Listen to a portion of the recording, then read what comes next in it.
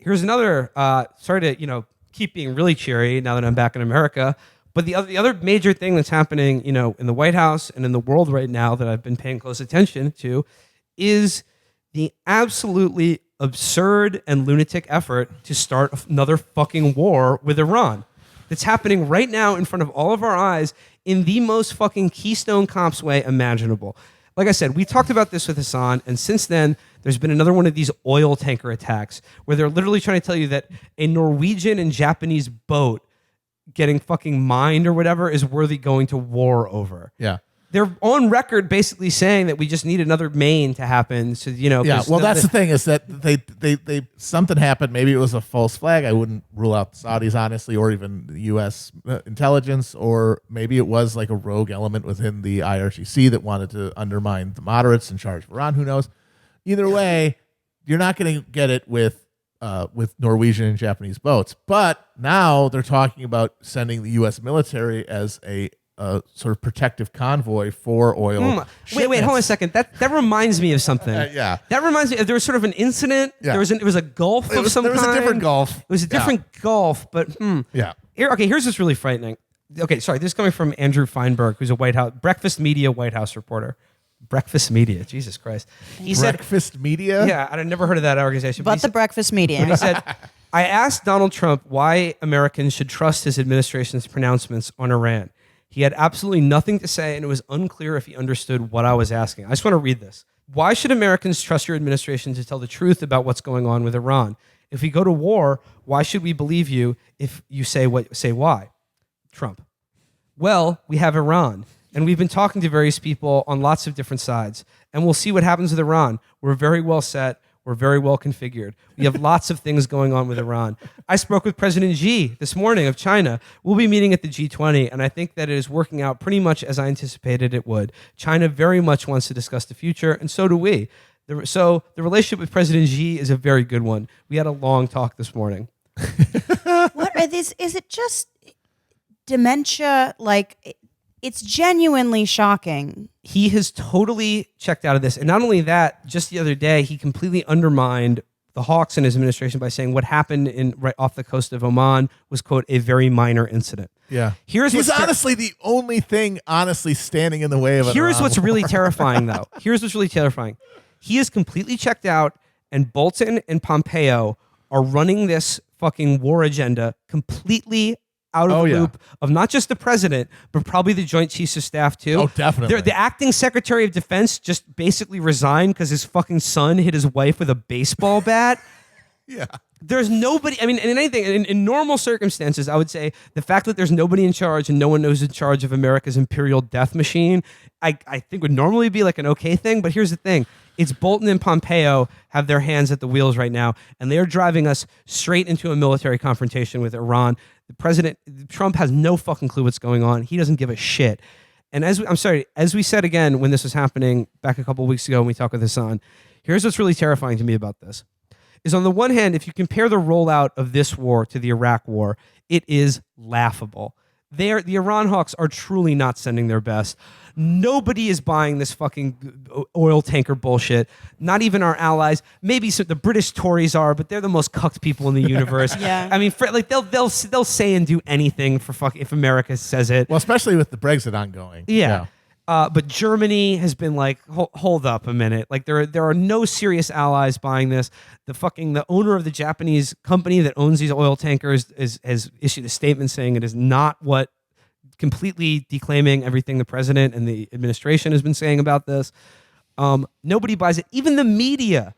Again, there's this sense of they're going through the motions. They're repeating what the Pentagon has to say. But again, it's a very surreal and lackadaisical when you compare it to what the rollout to the Iraq war was like, which is, again, one of the most terrifying, monolithic, and just a leviathan from every sector of government, media, our allies, etc. It was terrifying. This is laughable, and it is a sign of how deeply exhausted the U.S. empire is at this point. Yes. But that is why it's so terrifying. Well, exactly, because you think, well, there's so much less effort, there's so much less of an effective propaganda front being put out, and that is good to see, I guess. But also, it makes you think, well, maybe they know that we don't need to bother that much. That nobody really is There's no public anymore. You know, there's nobody to convince. There's no consent to manufacture. Everything's sort of on rails. So you don't even really need to do more than just gesture towards public opinion, and then you just do what you were going to do anyway with your volunteer military that isn't going to affect most people's lives no matter what happens, and then you just let the chips fall where they may.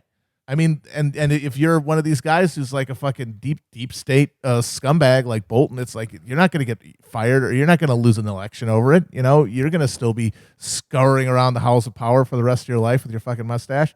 So go for it. And I don't know yet whether that's true or not. I mean, honestly, yeah, Trump and his laziness and disconnection from the nuts and bolts of his administration is scary. But also, it means that like a project like invading Iran, that's a lot of work. But it could also just happen, and they'll just fucking find, like, here's what they're arguing, that, like, oh, Iran is about to enrich uranium again. They're going to violate the terms of the treaty that we unilaterally pulled out of and destroyed. Right. They're trying That to was hold working. Iran accountable for not adhering to the terms of a treaty that we unilaterally abrogated against the, wishes of every other signatory to that deal. Yeah. Felix tried to say it on Pod Save. I'll say it again now. If I could give Iran a full suite of first and second strike nuclear missiles, I would fucking do it in a second. Just unveil it tomorrow and be like, sorry, guys. it's Sorry, off." war's off. Yeah, no not gonna more. happen. All You have that to thing talk that you to were us. worried about was happening to happen, it happened. Yeah. It's done. The Yeah. deal's sealed. No more. Yeah. And it's just, if I have to hear from any more of these fucking people, fucking Eli Lake or these Noah Rothman or any of these fucking worms talk about Iran's destabilizing the Middle East. Who the fuck are you? What the fuck were you doing the last 20 years? Well, no, don't you understand? Iran has tampering with Iraqi politics ever since right. 2003, which is just an arbitrary date that isn't connected to any American Totally action. unrelated. So you The thing mentioned... is, though, this is an issue too of efficiency. I would pedal back here a little bit. I don't think that there's like mass complacency about America's indefensible, never-ending foreign wars. But if you look at, say, like Vietnam, you had a huge number of actual people in the service objecting to it and being like, this is disgusting, and a ton of people were court-martialed. Now, everything is just done with fucking video games. Yeah. So it's not even like we would have a foot in the door. I don't think people would feel generally positively about the fact that we're bombing No. like 8 countries. It's just like, what are you going to do? It's done with, everything is done now with so few people that it requires literally no public approval whatsoever. And I would say, no, I agree with you, Emma. I think like the public opinion on going to war with Iran is probably dog shit low. I mean, at least as compared to public opinion in favor of going to war with Iraq. Yeah. I think most people fucking don't, not even, I think most Trump voters don't even fucking want Oh, to go for to war sure. with No, Iran. they've all decided that they're interventionists now. After fucking pouring French wine down the toilet and running over Dixie Chicks albums, the fucking steamroller, now they're all fucking peaceniks. Okay, but they do honestly think that. But the thing about it is that what's going to be because of that native, that sort of generalized post-Iraq wariness, right, about another war, or at least another ground invasion. Bombing is different. We'll do that anywhere. But like, and Trump embodied that in the debates. Remember when fucking pundits said that he was doomed after he yelled at Jeb for George W. Bush's invasion of Iraq, and then he just cruised, showing that people kind of were, even if they weren't ever going to admit they were wrong, because we don't do that in this country, they knew it would have been a mistake. So I think that mindset is there in Trump. He has like a just sort of a vague knowledge that this is probably a bad idea. But I'm telling you, the real issue will be one, they force their hand with some sort of staged incident that it's like, they can't do that. I can't to look us. weak or whatever. Or honestly, a year from now, he's running for election and his numbers look bad. Because I think so, yeah. the thing is that No, I think that's very plausible. because the thing is that it's been shown, I think, pretty conclusively that whole wag the dog idea that people do wars for political gain, for the most part, it doesn't actually work that way. But guys like Trump think it works that way, and he's president of the fucking United States. Oh my God. Well, okay, Matt, to your question of like, let's say even without any like planning or they get what they want, like what's going to happen? Well, here's maybe just, an indication of things to come. I was tweeting about this earlier this week, but I'd like to share it with you guys now. Are you familiar with something called the Millennium Challenge 2002? Yes, we talked about this. Yeah. I'd like to just dip back into this because, again, this should be, you know, that machine from Kafka's In the Penal Colony? This Wikipedia article should be tattooed onto the flesh of every one of these fucking doughy worms who are slithering around fucking trying to gin up fucking another war with Iran. They want us to confront Iran or put pressure on them. Or, you know, Brett Stevens in the pages of the New York Times called it, if Iran, the pirate nation, we should sink their navy. Okay, Brett. Arr. Okay, Brett. Let's see how that'll go. I mean, you know, oh, yeah, we'll sink their navy. Oh, America's, we got the biggest military in the world. Listen to this. The Millennium Challenge 2002 was a major war game exercise conducted by the United States Armed Forces in mid-2002. The exercise, which ran from July 24th to August 15th and cost $250 million, involved both live exercises and computer simulation. MCO2 was meant to be a test of future military transformation, a transformation toward new technologies that enable network-centric warfare and provide more effective command and control of current and future weaponry and tactics. The simulated combatants were the United States, referred to as Blue, and an unknown Middle Eastern adversary called Red, with many lines of evidence pointing at Iran being the red side. Mr. Moran. Red, commanded by retired Marine Corps Lieutenant General Paul K. Van Ripper, I swear to God, Damn. adapted an asymmetric strategy, in particular using old methods to evade Blue's sophisticated electronic surveillance network.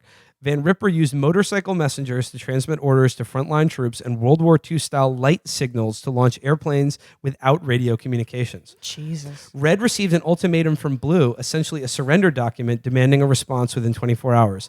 Thus warned of Blue's approach, Red used a fleet of small boats to determine the position of Blue's fleet by the second day of the exercise. In a preemptive strike, Red launched a massive salvo of cruise missiles that overwhelmed the Blue's forces' electronic sensors and destroyed 16 warships. This included 1 aircraft carrier, 10 cruisers, and 5 of 6 amphibious ships. An equivalent success in a real conflict would have resulted in the deaths of over 20,000 service personnel. Soon after the cruise missile offensive, another significant portion of Blue's navy was sunk by an armada of small red boats, which carried out both conventional and suicide attacks that capitalized on Blue's inability to detect them as well as expected. At this point, the exercise was suspended. Blue's ships were refloated and the rules of engagement were changed. This was later justified by General Peter Pace as follows: you kill me in the first day and I sit here the next 13 days doing nothing, or you put me back to life and you get 13 days more worth more of experiment out of me. I like which that is it's a better like- way to do it. I like that it's like volleyball where there's like a mercy rule where it's Yeah. just like, okay, well, we're going to end this and then we're going to come back. Check this out. After the reset, both sides were ordered to follow predetermined plans of action. After the war game was restarted, its participants were forced to follow a script drafted to ensure a Blue Force victory. Among other rules imposed by the script, Red Force was ordered to turn their anti-aircraft radar on in order for them to be destroyed and was not allowed to shoot down any of the aircraft bringing Blue Force troops ashore. Van Ripper also claimed that exercise officials denied him the opportunity to use his own tactics and ideas against Blue Force, and that they also ordered Red Force not to use certain weapon systems against Blue Force, and even ordered the location of Red Force units to be revealed. There you have it, folks. In America's war game against Iran, we got so mad we threw the controller across the room and demanded that we restart from the save point. Look, it'll be fine as long as we can establish Ghoul. The war in Iran will go fine. No, I've heard people say that the Millennium Challenge gets overrated because the guy Van Ripper did a lot of like creative shit that would not actually be realistic even for Clearly, a military. he's a big dick guy. Yeah, no. His name is and, Van Ripper. The Iranians wouldn't do some of the stuff that he did anyway, like even if they could for other reasons. But it is still true that the United States has not faced a military the size of Iran's since, I guess, maybe Korea. Korean War. Or maybe Korea. And since then, every war they fought against a lesser enemy, for the most part, they fucking lost. Except for the first war in Iraq and like the invasions of Panama and Grenada. They've gotten their asses kicked in Afghanistan and in Iraq after they took it over. Here's another rub to it. Again, if you want to poo-poo and just say, oh, like you can't read too much into the Millennium Challenge. Iran has now, for leaving Millennium Challenge aside or how they would handle the U.S. Navy in the Persian Gulf, they have now had 15 plus years experience basically beta testing a fucking counterinsurgency warfare against the U.S. military and their armored vehicles in any kind of urban environment. Yeah, they had a little petri dish over there in Iraq. They've They were able tested to mess out around all with. the shit. They know what works. They know what doesn't.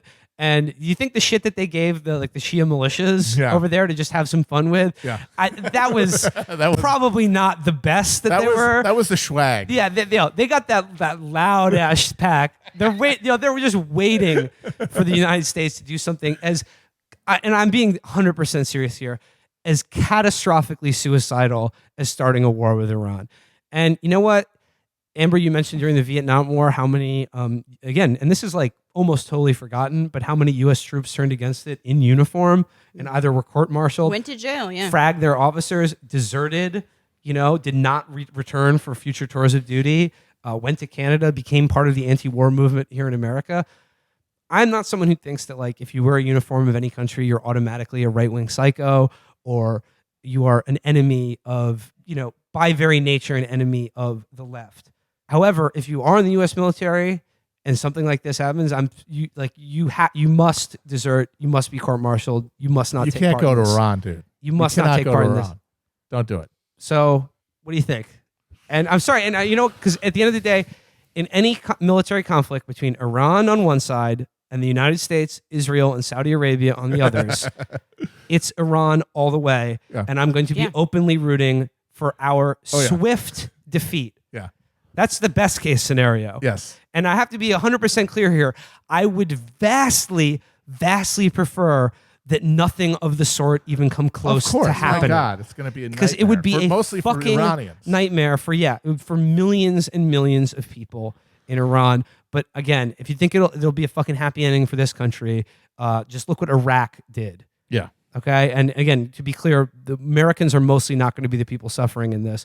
However, I don't think we should expect our enemies to be any more or less merciful to us than we have been to them, or any more indifferent to our or more or less indifferent to our suffering Yeah. than we have been to millions of people across the Middle East. So, want to end it there, folks? Yeah. It's That's fun. Glad to be back in America. Yeah. I love being back in the I United love States. being back here. I love my country. I love to be Yankee scum. Oh wait, Yeah. okay. Actually, you know what? Let's end on a happier Whiskey, note. democracy, blue jeans. Today is Juneteenth. Yes. I think we should mark that as a genuine holiday that marks one of the greatest moments of liberation in human history. Yeah. Yeah. We did that shit. We could do that shit again. Yeah. Right? I think so. It was a moment of emancipation and liberation that is nearly unparalleled in human history, and it should be recorded. And there are good things that have happened in the past and can happen again. Absolutely. 100%. And again, Europe, if you want to give us visas, or like Ireland, like You- can if I- you if I get can find a 23 and me- grandparent or one more something like 23 that. and me, you could probably get a Yeah. passport. I'm going to marry someone. You can marry someone. I'm going to marry someone. You got some irons in the fire. I got a few. I got some offers. Fuck, I got nothing. Shit. God damn it. Well, no, student visa, something like that. I don't know. Yeah. You go to Yeah. grad school. Is there an entertainment You clause could or be something? the only Civil War scholar at the University of Glasgow or something. Apparently, Germans really love the Civil War. They love reenacting it, but mostly You could it's do the your Con- August Well- Willich thing. But mostly it's the Confederacy. Oh, for okay. Interesting reasons that we probably don't want to get into. We're not going to look into it. Well, you could do your They August have Willis some research issues. in I their could. archives. I could pretend to learn. I mean, German. is there something in the Irish Constitution that says if you sell out Liberty Hall, you can become an Irish citizen? see, that seems like it should be. It in seems there. like it should be in there. I mean, I will be looking into it. Yep. So until next time, I will be off next week. I'll be visiting the battleground state of Wisconsin. Hope to do some reporting. crucial Waukesha County. If I can, I will be calling into the debate Twitch streams, and if necessary, I will call in and keep you guys in full content. But if not, the gang will hold it down in my absence. But all I gotta say is, living in America. Oh, ow! Bye, everybody. Bye. Bye.